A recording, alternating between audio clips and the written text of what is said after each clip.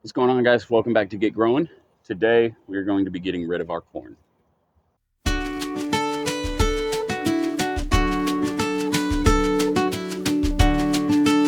Now, you're probably wondering why I'm getting rid of the corn. And to put it simply, the corn was the first thing that the corn was the first thing that I planted in this garden, and I made a mistake early on, and I just planted one single row in a straight line, not knowing that corn is like wind pollinated, and these tassels release the pollen onto the little hairs of the cob, and those are the pistils, I believe, that carry the pollen to this main corn, to the corn, and each kernel of corn has a hair that has to be pollinated, and it wasn't sufficiently pollinated in any way. And so when I planted more corn, it was obviously at different stages of growth, and then I planted more to fill it out and create a whole patch. And so it was never the right time to pollinate. So I have a couple tiny ears of corn, and that's literally it. And this was the first thing that I planted. This corn should be at least twice as tall, with ears like, already growing, not just one ear per stalk and it being, pathetic. So I'm going to accept my failure and tear the corn up and figure out what else I'm going to grow. So let's get into killing it. First, I want to take a couple of these ears and just see how developed some of them are, because these, once the hairs at the end are like dead, the corn is supposed to be ready if it's properly pollinated. So let's check these here. So let's go with the biggest one first, and I highly doubt this is going to have anything on it. So as you can see, it is corn. It's not properly pollinated. That's why it didn't grow properly. That's why it's like spotty with the kernels.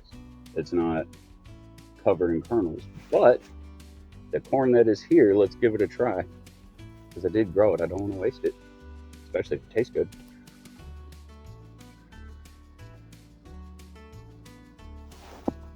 That's actually really good corn. I'm still gonna eat this. Let's find a. Ooh, I know this one. Yeah, there's like nothing in that. So let's try another one here. Yeah, this one's the same. It's kind of spotty. No worms. Cool. And yeah, got another one. So I'm actually gonna eat this later, only because I grew it. And oh, that's actually. So I got like one serving of corn out of 3 ears. So this is why I'm gonna get rid of it, because just that. If it'll focus. So yeah, this is why I'm getting rid of my corn, because I don't want to waste any more time on a harvest this small. So sometimes you just have to accept your failure. It is what it is. That's a part of life and also a part of gardening. But I'm gonna have a little fun with getting rid of it.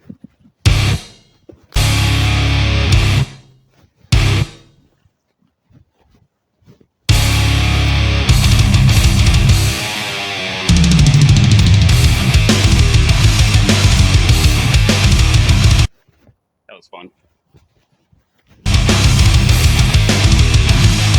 I missed two.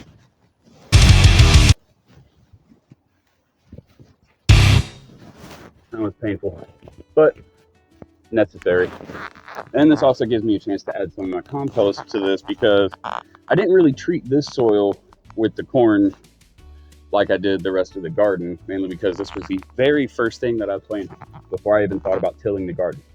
So this will give me a chance to actually treat this soil just like I did with that garden and pick something better to grow. I might do some more beans, mainly because I want to grow something with a little bit higher calorie count. So I figured I want to grow a good amount of beans. Love beans, might as well grow some.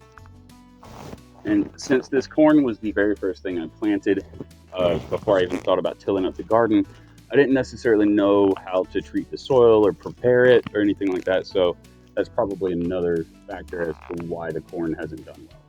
So now I have a chance to treat the soil properly and grow something a little bit more beneficial. I was thinking about growing, just having beans all along this row here, just to follow suit with the beans that I have further down the row. I'm gonna finish taking these roots up and yeah, we'll go from there.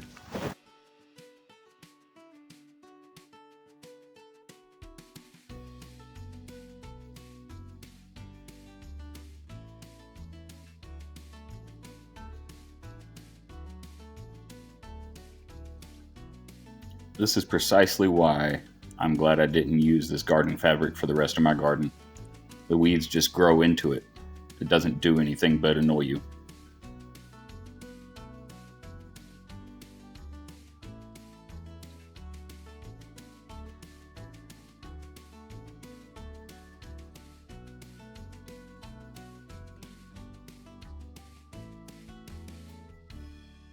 Okay, so I made up my mind about what beans I'm going to plant here. I have 3 different varieties. The beans I have already planted, that's a bush variety. I think that's Blue Lake. And I have Tender Green, Big Kahuna, and Kitchen King.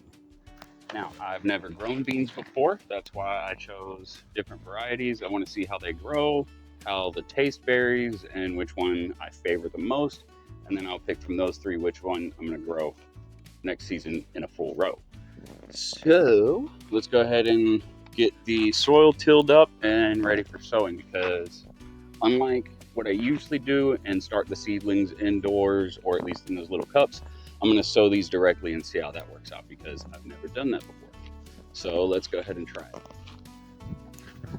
Okay, so what you see here is some of my kitchen scraps from many months ago that has now turned into a beautiful, rich compost.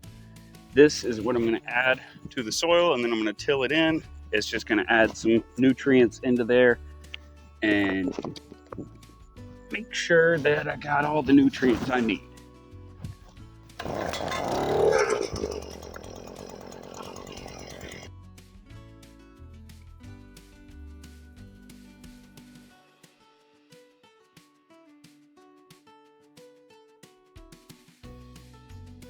All right, now that we have everything formed into a row, I am going to be planting the 3 varieties of beans. So I'm going to start with the Kitchen King. Now, all of these have pretty much the same instructions as far as like sowing them outdoors. Basically just plant them 6 inches apart, bury them about 1 inch deep. And so I'm going to do a few of each, and then I'm going to thin it out as the seedlings grow, just to keep the strong ones.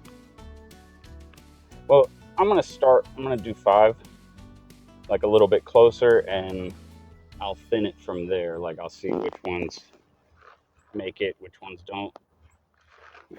I feel like that's going to increase my odds of having healthy beans. So I'm just going to cover it lightly. I'm not going to pack that down.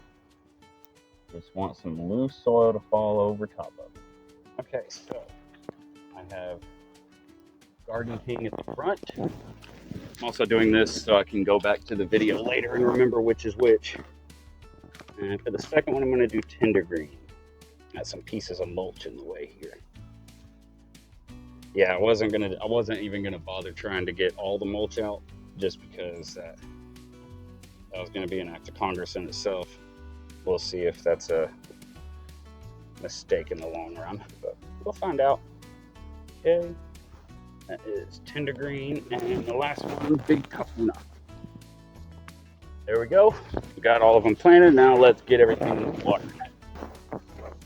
All right, and this is the final step, which was covering it with mulch. Now, you're probably wondering, how are the seedlings going to get through the mulch? That's why I left a little canal down the middle, so the seedlings won't have to push through any mulch in order to reach the surface.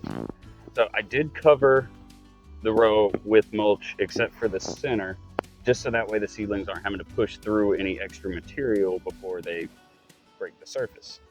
And I did cover the rest of it with mulch in order to reduce the amount of evaporation from the soil, so it's going to keep it more moist and cool.